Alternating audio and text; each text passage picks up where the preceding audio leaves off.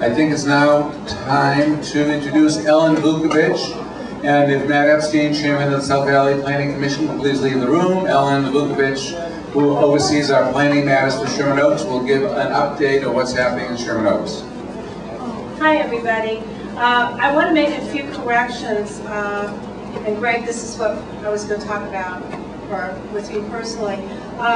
In this month's newsletter, we gave apparently some premature thanks on the Hillside Ordinance issue. That was concerning a you think by now I know how to hold a mic, right? That was concerning a reclassification issue on homes south of Ventura Boulevard in Sherman Oaks up to Valley Vista. And basically what they're going to do is the city planners are going to change the classification from hillsides into flatland so that those homes become covered under the anti-mansionization ordinance that's in effect. Well, on the surface it sounds good, but there was one problem. Some of these homes, like mine, just happen not to be on flatlands, which is why they were described hillsides. Well, Soha made a request, and our ever-capable Bob Anderson, who's now in England as I speak, went to speak before the Plum Commission that there would be language incorporated to provide notice in the ordinance, basically the ordinance, to affected homeowners, as well as a low-cost or no-cost appeal process. So people like me can go back and get our property changed to the hillside designation. Well, it got through Plum, but when it went to City Council, somehow the wording that we requested, that Plum agreed to, was omitted. And it's very frustrating because you do all this work and then you wonder what happened. So now we have to go back and find out what happened. And fortunately, I'll be meeting with Paul Koretz next week, and it's on the list. So that's basically it in a nutshell. The other thing is, I want to find out from the community by a show of hands, how many of you received a questionnaire from the Rouse Market, Hazleton and Ventura, 2 pages asking for community support? Show of hands. Okay, basically, let me just quickly tell you, Rouse is getting ready to do a major remodel. Long story short, everything about the supermarket that we've, as a community, have grown to like will be changed. Now, before I go into the few details I do know, I want to stress something and go on record officially. This is not going to be about whether or not the store should be remodeled. A, we all agree the store should be remodeled, upgraded, and improved, right? B, fresh fare coming in, offering more services, more opportunities for different kinds of shopping. Everybody should agree, right, that that needs to be done, especially at that location. However, just give me an immediate emotional response coming from this non-biased party. How do you feel about losing the parking that's accessible on and through Ventura Boulevard? Can you raise your hand, shake your hand, so the council office can see how you guys feel about that? Okay.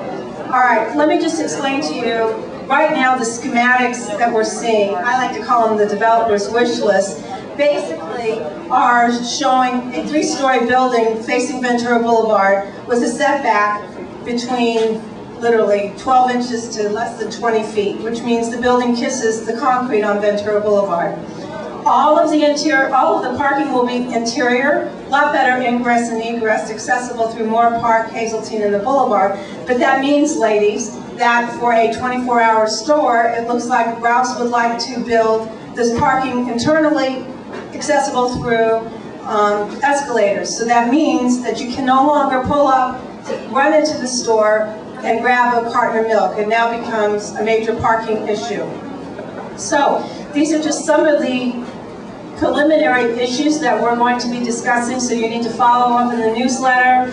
You need to keep an eye out for the Sherman Oaks Studio City News, which is delivered monthly. It comes out usually the first or the second Saturday of every month. I have a column in there that'll update, and we'll try to figure out other ways to convey information. There will be meetings with the developer. We're looking for committee members, especially those people that live in the neighborhood that would like to get involved. And just to cap it off, Pavilions Market, the one close to Kester, needs a remodel job, wouldn't you agree?